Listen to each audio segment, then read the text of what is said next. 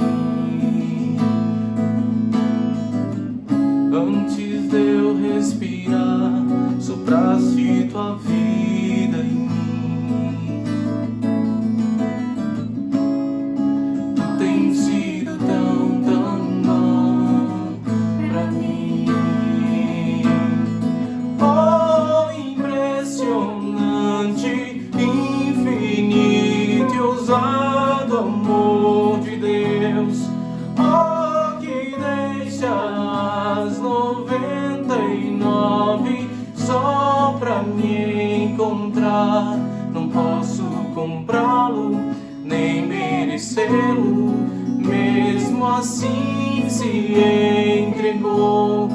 Oh, impressionante, infinito e ousado amor de Deus. Oh, oh, oh.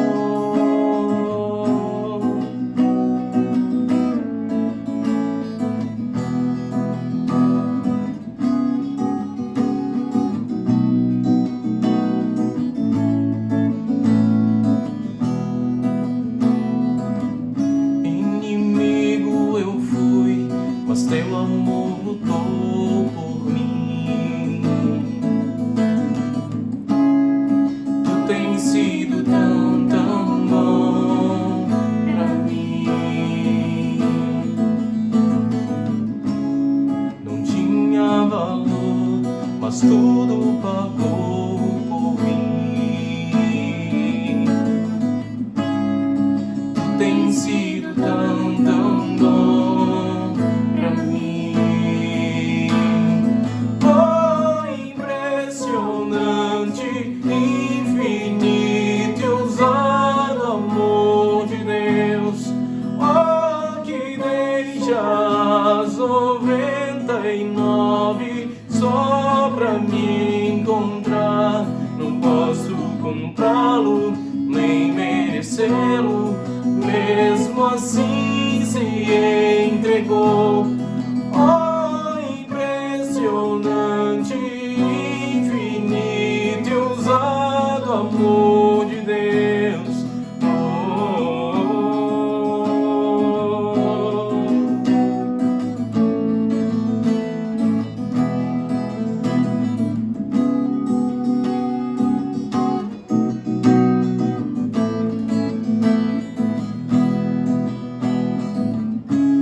Traz luz para as sombras, escala as montanhas pra me encontrar.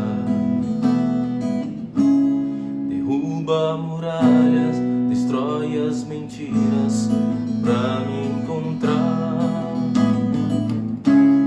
Traz luz para as sombras, escala as montanhas pra me encontrar. Derruba muralhas, destrói as mentiras pra me encontrar. Traz luz para a sombra, escolhe as montanhas pra me encontrar. Derruba muralhas, destrói as mentiras pra me encontrar. Traz luz para as sombras, escala montanhas pra me encontrar. Derruba muralhas, destrói as mentiras pra me encontrar. Impressionante, infinito e ousado amor de Deus. Oh, imensas 99 só pra me encontrar. Não posso comprá-lo, nem merecê-lo. Mesmo assim se entregou. Oh, impressionante, infinito e ousado amor de Deus.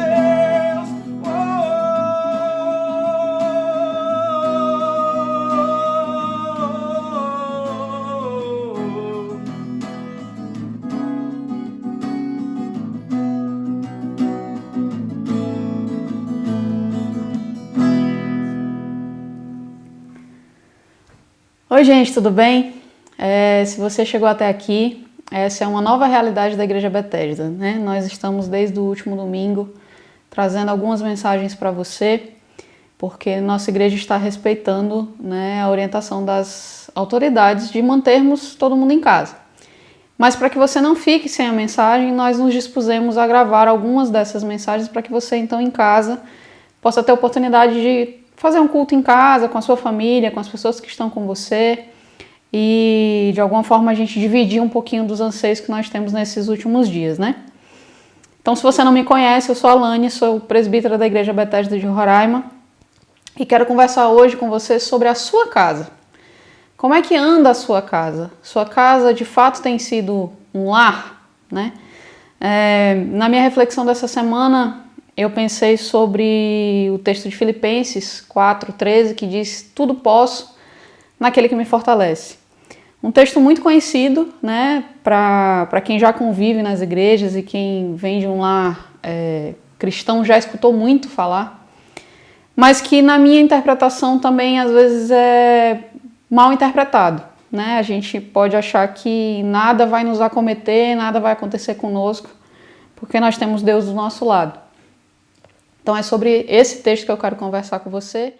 Deus, eu te peço que tu se faça presente na nossa casa, que acompanhe esses dias que têm sido tão difíceis, Senhor. Que o Senhor me use como instrumento teu para trazer uma mensagem de conforto e de carinho àquelas pessoas que hoje precisam te ouvir. É o que eu te peço, te agradeço, em nome de Jesus. Amém. Esse texto de Filipenses, eu fui buscar outras interpretações e outras formas de serem escritas essa mesma mensagem, né? Outras traduções da Bíblia. E uma que eu gosto muito se chama A Mensagem, que é um texto muito contemporâneo e de fácil acesso para todo mundo. E esse mesmo versículo, que diz tudo posso naquele que me fortalece, diz o seguinte: posso fazer qualquer coisa por meio daquele que faz de mim o que sou. Paulo, que é quem escreve esse texto, Paulo ele fala isso a partir de um confinamento. Paulo está preso, né? E ele escreve esse texto de Filipenses nessa condição, estando preso. E a gente meio que virou Paulo, né? Estamos todos presos em casa, ou pelo menos deveríamos estar, e vivemos tempos difíceis. São tempos em que a minha geração, por exemplo, acho que nunca imaginou viver esse tipo de realidade. E Paulo, ele segue o texto dizendo, né? Eu comecei por Filipenses 4:13 e eu vou avançar e voltar nesse texto algumas vezes, mas o versículo 11, Paulo diz: já aprendi a estar contente, a despeito das circunstâncias. Fico satisfeito com muito ou com pouco. Encontrei a receita para estar alegre com fome ou alimentado, com as mãos cheias ou com as mãos vazias. Portanto, Paulo nos diz que ele aprendeu as coisas vivendo. A situação que ele menciona de, a despeito das circunstâncias, estar contente, ele só aprendeu isso vivendo e experimentando essas coisas. Então, o aprendizado de Paulo ele vem através da sua própria experiência. E nós temos hoje, né, atualmente, a oportunidade de viver experiências que nós não estávamos acostumados vivendo. Tirar de alguma forma um aprendizado dessa situação toda que a gente está passando, né? O momento que nós vivemos é um momento de profundo desafio. E eu acho que a primeira semana do confinamento das pessoas ela foi quase que um descanso. Muita gente encarou, inclusive, como férias, né? Sair de uma situação de estresse, talvez, de excesso de trabalho, de algum momento que te deixava desconfortável e você estava agora em casa, num lugar que você escolheu viver, né? Num lugar que provavelmente é mais confortável que a maioria dos lugares que você frequenta. E talvez a primeira semana, então, tenha sido um momento de descanso. Mas a segunda semana ela já não é mais assim, né? A cama que era confortável deixou de ser confortável, porque você passou muitas horas em cima dela. O sofá que você sentava para assistir um filme já não é mais tão legal você passar 4, 5, 10 horas sentado nele. A convivência com as pessoas dentro da sua casa talvez não seja mais tão harmônica assim. Então, durante todo esse momento, né, que você está vivendo aí na sua residência, principalmente na convivência com as pessoas, como é que tem sido esse relacionamento? Quão saudável está a sua família? E eu não digo só saudável fisicamente, eu falo saudável emocionalmente também, né? O excesso de convivência das pessoas traz muitas vezes alguns embates, algumas brigas, alguns questionamentos que a gente, no dia a dia, por estarmos acostumados a viver momentos de distração, vai para o trabalho, volta para casa, né? Leva o filho para a escola, traz o filho de novo, leva o filho para a natação, enfim. Tem famílias que não estão acostumadas, por exemplo, a ter uma criança 24 horas dentro de casa. E não sabem como lidar com isso. Porque nem todo mundo, por exemplo, mora numa casa que tem uma piscina, que tem um jardim, que muitas vezes vive num cubículo, numa casa muito pequena, com excesso de convivência com essa criança que tem muita energia, é muito natural. Então você já se perguntou, por exemplo, como é que está a sua saúde emocional? Ou a saúde emocional daquela pessoa que você conhece que tem alguma dificuldade, que tem uma depressão, que passa por um momento de ansiedade.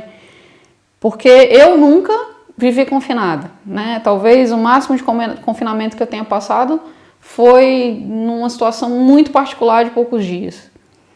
Mas no final do ano passado, eu tive algumas restrições por conta de um problema de saúde.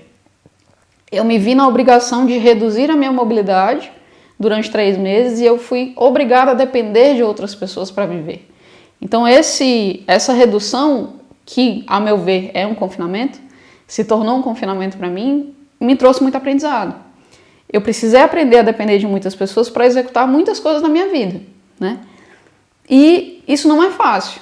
Não é fácil a gente ter esse tipo de aprendizado. Então imagine quem já tem uma vulnerabilidade emocional, que está vivendo esse confinamento e que provavelmente vive inclusive sozinho, né? Porque se levarmos à risca as recomendações das autoridades de que nós devemos sim viver em isolamento, talvez você esteja nesse momento sendo obrigado a viver sozinho, longe da sua família, longe das pessoas com as quais você convive, né?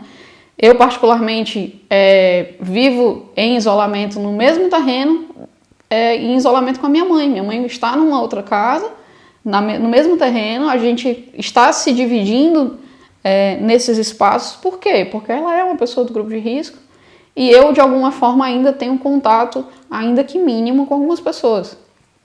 Então imagine pessoas que estão, então, nesse momento, dentro de casa, completamente isolados fisicamente das pessoas, tanto visualmente quanto calorosamente, né? Nós somos um povo muito carinhoso, nós somos um povo muito expansivo, a gente gosta de abraço, a gente gosta de beijo, e tem gente que não está sabendo lidar com isso, né? Com essa ausência. Então, quantas pessoas, por exemplo, e eu me comovo muito com a situação da Itália, por exemplo, de pessoas que faleceram e não tiveram a oportunidade, né? As famílias não tiveram a oportunidade de se despedir, as pessoas não tiveram a oportunidade de sequer abraçar alguém que estava sofrendo por uma situação, né? E isso acontece com gente que está na Itália, isso acontece com gente que está na Espanha, isso acontece com gente que está em Roraima. Realidades que estão acontecendo à nossa volta e que a gente não está sabendo lidar e não está podendo ajudar, né, essas pessoas. Então, a maioria das pessoas ao redor do mundo estão sofrendo com isolamento e sequer conseguem viver em suas casas porque o emocional não deixa. E a minha pergunta é, como é que está a sua casa nesse momento, né? Há quem esteja, por exemplo, vivendo o oposto do isolamento. Porque você não está acostumado a estar em casa, mas agora está vivendo em excesso. Com a sua esposa, com seus filhos, com seus vizinhos, sei lá, de condomínio, que em algum momento você tem que conviver. Você está vivendo em excesso com essas pessoas, com seu cachorro, enfim, com todas as pessoas que estão perto. E aí, como é que você está vivendo com isso, né? O excesso de convivência também pode ser um acelerômetro para a sua ansiedade. Pode estar te causando uma ansiedade. E eu não preciso de nenhuma revelação de Deus para saber que os relacionamentos estão se desgastando nesse período. Pessoas estão sofrendo porque não conseguem lidar com a convivência com quem ama. Porque, veja só, você mora provavelmente com a sua esposa e seus filhos, pessoas que você ama. E mesmo as pessoas com as quais você convive, que você ama, você está tendo um desgaste, né? E a imprensa relatou, inclusive, muito recentemente, de casos em que a violência doméstica aumentou, né? Em situações em que não existia, ela passou a existir, e em lares em que a violência já existia, isso se proliferou, digamos assim, né? Os chamados da polícia hoje são muito mais por violência doméstica do que por furto, roubo ou qualquer outro crime. Então, dada essa reflexão, o que a gente faz? O que a Bíblia nos diz, o que Deus nos diz que nós podemos fazer para lidar com esse momento, né? O mesmo texto de Efésios 4, versículos 2 e 3, diz o seguinte: sejam completamente humildes e dóceis, e sejam pacientes, suportando uns aos outros com amor. Façam todo o esforço para conservar a unidade do Espírito pelo vínculo da paz. Sejam humildes e dóceis e sejam pacientes. Esse momento ele vai passar. Isso em algum momento vai passar. Então aquilo que nós estamos vivendo hoje, ele é momentâneo, né? Se nós nos mantivermos firmes no nosso propósito de cuidarmos de nós e de cuidarmos das nossas famílias, das pessoas que estão perto da gente, isso vai passar, né? Essa curva da doença, ela vai diminuir. E a gente vai passar então a poder conviver melhor com as pessoas. Então, esse talvez seja um momento para a gente ter profundo cuidado com aquilo que a gente fala, cuidado com as emoções que a gente tem, cuidado com as respostas que a gente dá, com as decisões que a gente toma. Eu acho que não é um momento para a gente tomar grandes decisões, né? E se isso for possível, da gente esperar que as coisas se amenizem, talvez seja um momento da gente esperar mesmo. Então, nós precisamos ser humildes e dóceis, porque isso vai passar. Isso vai passar. Filipenses 4, versículo 9. Ponham em prática o que aprenderam de mim, o que ouviram, viram e entenderam. Façam assim e Deus, que é soberano, irá tornar real em vocês a mais excelente harmonia. Ponham em prática. Esse é o momento que nós cristãos temos a oportunidade de praticar aquilo que nós aprendemos e cremos, né? Se a gente tem dificuldade de se relacionar com o outro, e se a gente tem dificuldade de orar, você crê na oração, então ore. Você crê que Deus te escuta? Então, se você nesse momento não pode conversar com ninguém, né? Ore, converse com Deus. Esse é o momento para você praticar aquilo que você crê, né? Deus, ele é um Deus de amor e de esperança. Eu creio um Deus de amor e de esperança. Então pratique essa crença. Se Deus é então para você esse mesmo Deus que eu creio, que é um Deus de amor e de esperança, pratique, creia nisso. Você tem a oportunidade de praticar aquilo que você aprendeu. E esse é o momento da gente fazer isso. Esse é o momento da gente se aprofundar naquilo que Deus nos ensinou, se aprofundar nas nossas orações, se aprofundar no nosso relacionamento com Deus e esperar, e ter esperança, né? E aguardar que esse momento vai passar, né? Esses dias eu compartilhei, inclusive, nas redes sociais, né? Crie hábitos, tenha hábitos. Hábito para o momento de se alimentar, o hábito para fazer o seu exercício dentro de casa, o hábito para fazer a sua oração, o momento para fazer a sua leitura, o momento para fazer a sua videoconferência com os amigos, por que não, né? Tive a oportunidade recente de fazer isso com um grupo de amigos e como foi legal, como a gente pôde dividir um momento que está todo mundo vivendo, não é só você, não sou só eu, né? Nós temos um momento agora de dividir e isso, de fazer disso um aprendizado, né? Então, faça isso, né? Ligue aí, a internet durante muito tempo foi um instrumento para nos afastar das pessoas, né? Fisicamente, mas hoje é um instrumento incrível para fazer a gente se aproximar das pessoas. Então, use isso a seu favor. Romanos 12, versículo 12, diz: não se deixem esgotar. Mantenham-se animados e dispostos. Sejam servos vigilantes do Senhor, com uma expectativa alegre. Não desistam em tempos difíceis, mas orem com fervor. O mesmo texto de Filipenses, ele nos dá uma receita, né? A partir do versículo 4 ao versículo 8, eles nos dão uma receita do que a gente pode tomar como um lema, digamos assim, o que a gente pode ter para enfrentar esses próximos dias que virão, né? Então o texto segue dizendo: celebrem o nome de Deus o dia inteiro, todos os dias. Quero dizer, alegrem-se nele. Deixem bem claro a todos com quem se encontrarem que vocês estão do lado deles e não trabalhando contra eles. Ajudem-nos a ver que o Senhor está para chegar. Ele pode se manifestar a qualquer minuto. Não se aflijam, nem se preocupem. Em vez de se preocupar, orem. Permitam que as súplicas e os louvores transformem seus receios em orações, permitindo que Deus os conheça. Antes que vocês percebam, a compreensão da integridade de Deus, que só contribui para o bem, o virá e os acalmará. É maravilhoso o que acontece quando Cristo retira a preocupação do centro da vida humana.